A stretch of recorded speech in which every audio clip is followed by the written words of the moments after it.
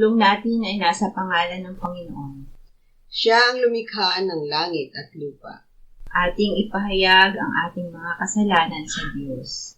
Ang ating Diyos ay Diyos na mahabagin at mapagpatawad.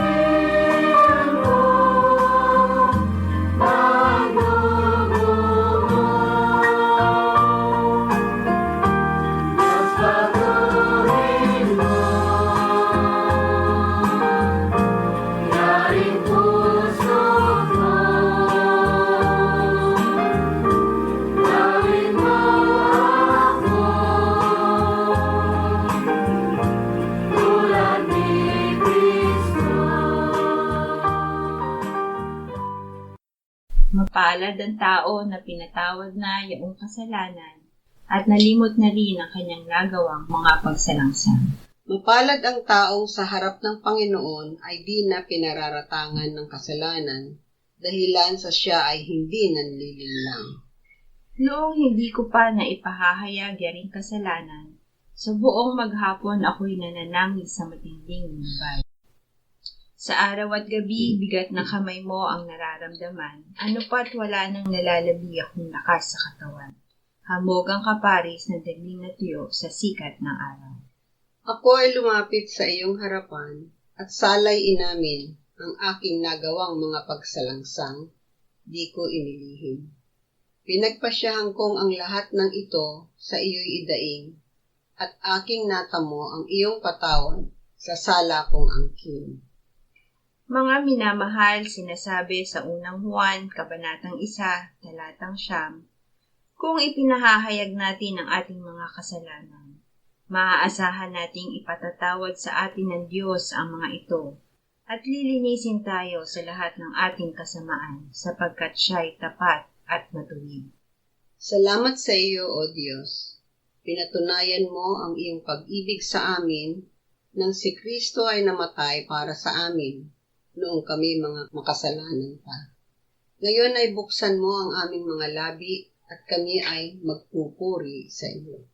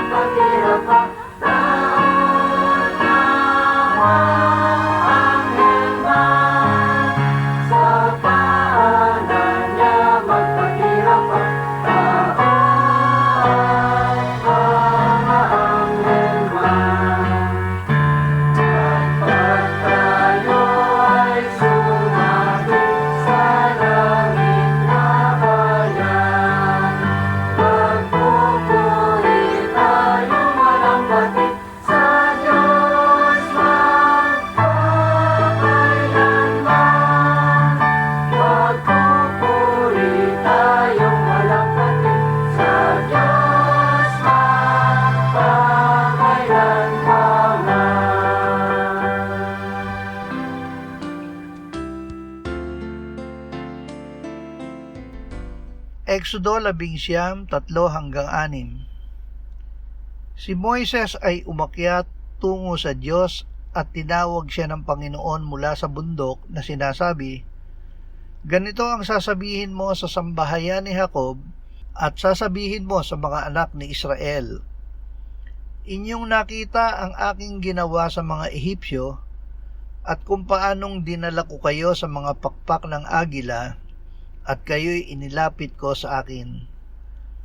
Kaya't ngayon, kung tunay na inyong susundin ang aking tinig at tutuparin ang aking tipan, kayo ay magiging aking sariling pag-aari na higit sa lahat ng bayan, sapagkat ang buong daigdig ay akin.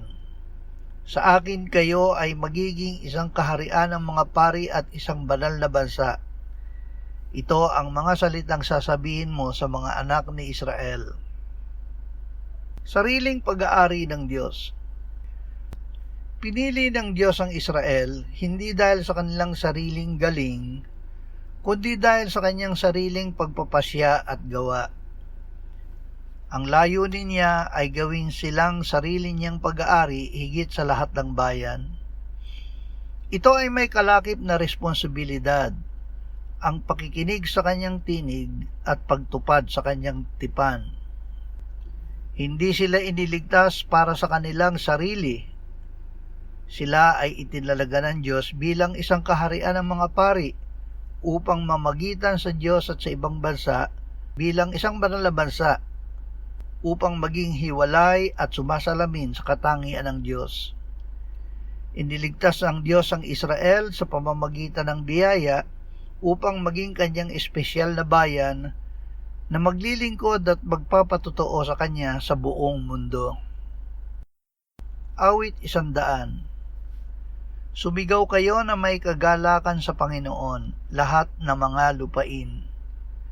Maglingkod kayo sa Panginoon na may kagalakan.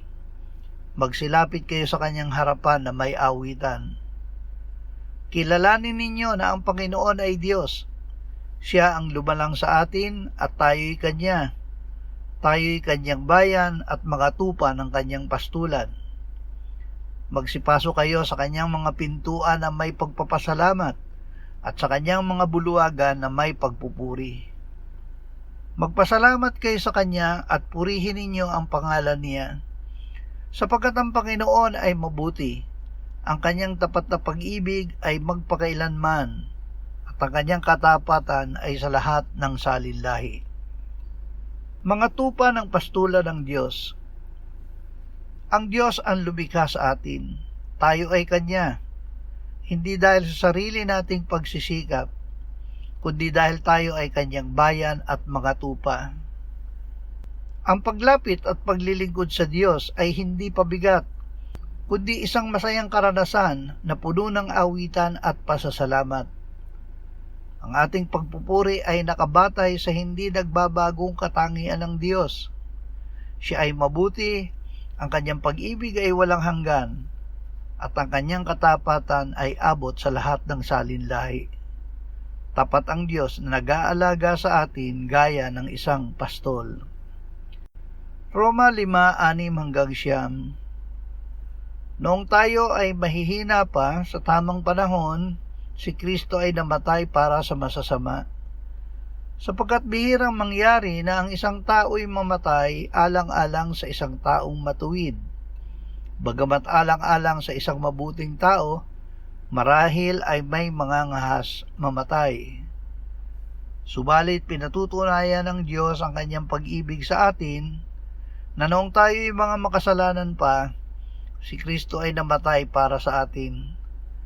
Lalo pa nga, ngayong itinuturing tayong ganap sa pamamagitan ng kanyang dugo, ay maliligtas tayo sa galit ng Diyos sa pamamagitan niya.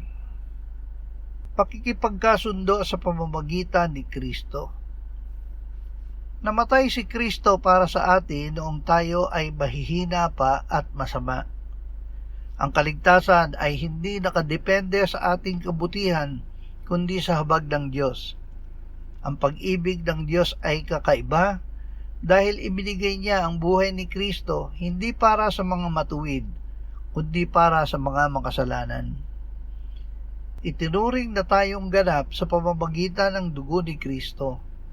Kaya't may katiyakan tayo na maliligtas sa hatol o galit ng Diyos. Mateo 9:35-38. Nilibot ni Jesus ang lahat ng mga lungsod at mga nayon na nagtuturo sa mga sinagoga nila at ipinangangaral ang magandang balita ng kaharian at pinapagaling ang bawat sakit at bawat karamdaman. Nang makita niya ang napakaraming tao, nahabag siya sa kanila sapagkat sila ay nangangamba at nanlulupaypay na gaya ng mga tupa na walang pastol. Kaya't sinabi niya sa kanyang mga alagad, tunay na napakarami ng aanihin, ngunit kakaunti ang manggagawa. Idalangin ninyo sa Panginoon ang anihin na magpadala ng mga manggagawa sa kanyang aanihin. Ang panawagan sa paglilingkod. Si Jesus ay naglingkod sa pamamagitan ng pagtuturo, pangangaral at pagpapagaling. Ginawa niya ito udyok ng matinding habag sa mga taong nanlulupaypay at walang pastol, mga taong gutom sa gabay at pagkalinga. Ikinumpara ni Jesus ang sanlibutan sa isang malawak na bukirin na handa ng anihin, ngunit nangangailangan ng dagdag pang mga lingkod na tutugon sa tawag. Kaya't inutusan niya ang kanyang mga alagad na manalangin at kumilos upang dalhin ang mabuting balita ng kaligtasan sa marami. Upang ilapit tayo sa Diyos.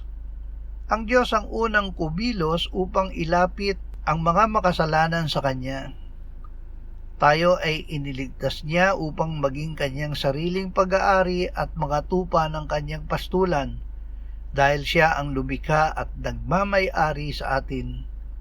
Tinatawag niya tayo na sumunod sa kanyang tinig at lumapit sa kanya ng may kagalakan at pagpupuri dahil sa kanyang katapatan.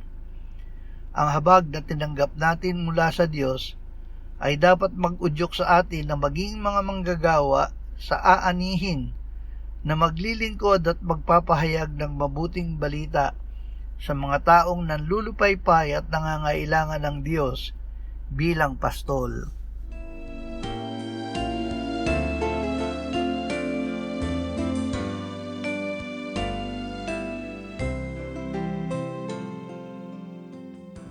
Manalangin tayo. Panginoong Jesus, sinabi mo, malibang kainin ninyo ang laman ng anak ng tao at inumin ang kanyang dugo, kayo ay walang buhay sa inyo. Ang sino mang kumakain ng aking laman at umiinom ng aking dugo ay may buhay na walang hanggan, at akin siyang muling bubuhayin sa huling araw. Sapagkat ang aking laman ay tunay na pagkain at ang aking dugo ay tunay na inumin. Siya na kumakain ng aking laman at umiinom ng aking dugo ay nananahan sa akin at ako sa kanya. Kung paanong buhay ang Ama na nagsugo sa akin at ako ay nabubuhay sa pamamagitan ng Ama, gayon din siya na kumakain sa akin, siya man ay mabubuhay sa pamamagitan ko. Panginoong Jesus, aming tagapagligtas, tinatanggap ka namin sa oras na ito bilang aming tinapay ng buhay. Tinatanggap namin ang iyong katawan na ipinako sa krus na matay inilibing, binuhay na muli at iniakyat ng Ama sa kanyang kanan sa langit bilang aming tunay na pagkain. Tinatanggap namin ang iyong dugo na nabuhos sa ikapagpapatawad ng aming kasalanan bilang aming tunay na inumin. Manahan ka at mabuhay ka sa amin upang kami ay mamuhay sa pamamagitan mo kung paanong ikaw ay namuhay sa pamamagitan ng Ama. Salamat Ama, salamat dahil kay Kristo. Kami ngayon ay nakapamumuhay kasama mo kaisa ng Espiritu Santo. Sa iyo ang lahat ng kaluwalhatian ngayon at magpakailanman. Amen.